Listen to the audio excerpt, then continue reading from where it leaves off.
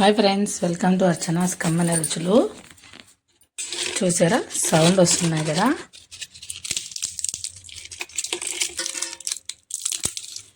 ఎంత టేస్టీగా ఉన్నాయి నిప్పట్లు. ఎలా చూడండి, రేషన్ బియ్యం వాడుతున్నాం మేము అన్నిటికీ. రేషన్ బియ్యం ఉన్న వాళ్ళు ఇవే వాడండి, లేదంటే నార్మల్ రైస్ బియ్యం కూడా వాడుకోవచ్చు. నేను 1/2 kg తీసుకున్నానండి బియ్యము. అంటే మేము ఈ గ్లాస్ యూస్ చేస్తాము కాబట్టి ఆ గ్లాస్తో 2.5 గ్లాస్ వేసాము. ఒక 2.5 గ్లాస్ బియ్యానికి ఒక 1/2 గ్లాసు పప్పులు వేయాలి. వేసి దీన్ని మిషన్కి పట్టించేద్దాం. పిండి ఎంత కలర్ఫుల్గా కనిపిస్తున్నాయి కదా. పప్పులు బియ్యం వేసింటే ఒకసారి కలిపేసుకోండి. సాల్ట్ ఏం వేయట్లేదు నేను, మరి తర్వాత పిండిలోకి వేస్తామన్నమాట. సాల్ట్ అంతా పిండి పట్టించేసాము. చూడండి, గిన్నెలోకి వేసేసి సాల్ట్ ఉప్పు వేసాము.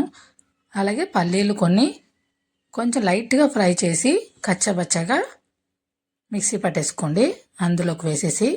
అలాగే పచ్చి కరివేపాకు ఒక గుప్పెడు, 1/2 kgకి 2 గుప్పెళ్ళైనా వేసుకోవచ్చు, టేస్ట్ బాగుంటుంది.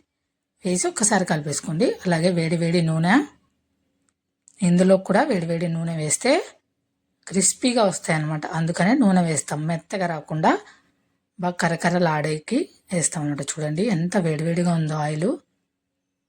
1.5 గరిట వేడి నూనె వేసి బాగా కలిపేసుకోండి.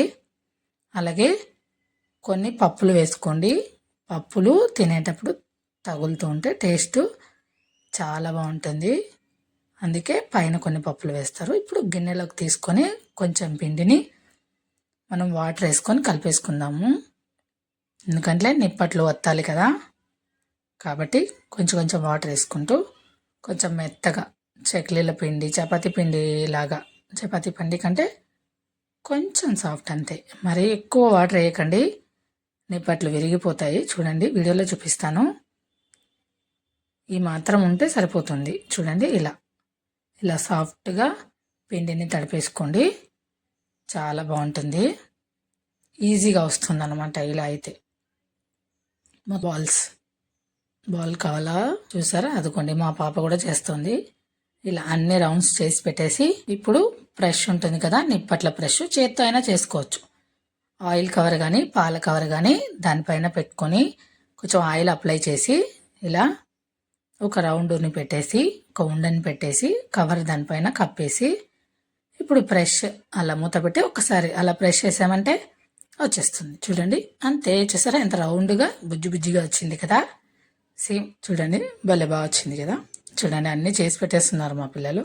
ఇప్పుడు కడాయిలో నూనె బాగా వేడి చేసి డీప్ ఫ్రైకి సరిపడా ఆయిల్ వేసుకోండి. బాగా వేడెక్కింది ఆయిల్. ఇప్పుడు అప్పడాలన్నీ వేసేస్తుంది మా మమ్మీ. చూడండి, అన్నీ జాగ్రత్తగా నెమ్మదిగా వేసుకోండి, లేకపోతే విరిగిపోతే బాగుండదు. కాబట్టి ఇలా అన్నీ వేసేసుకొని బాగా ఫ్రై చేసుకోండి 2 వైపులకి. ఎంత బాగుంది కదా, డిజైన్గా పెట్టింది. చూడండి, మా అమ్మ చేస్తే ఏదైనా సూపరే. అందుకే నేను ఎప్పుడు మా అమ్మని పిలుచుకున్నా మా అమ్మతోనే చేపించుకుంటాను. ఏ రెసిపీ అన్నా కానీ ఒక్కొక్కసారి ఇంకా తినిపించుకుంటానండి. చూసారా, అయిపోయింది అంతే. చాలా బాగున్నాయి కదా. మా ఛానల్ని సబ్స్క్రైబ్ చేసుకోండి, లైక్ కొట్టండి, షేర్ చేయండి. Thank you so much.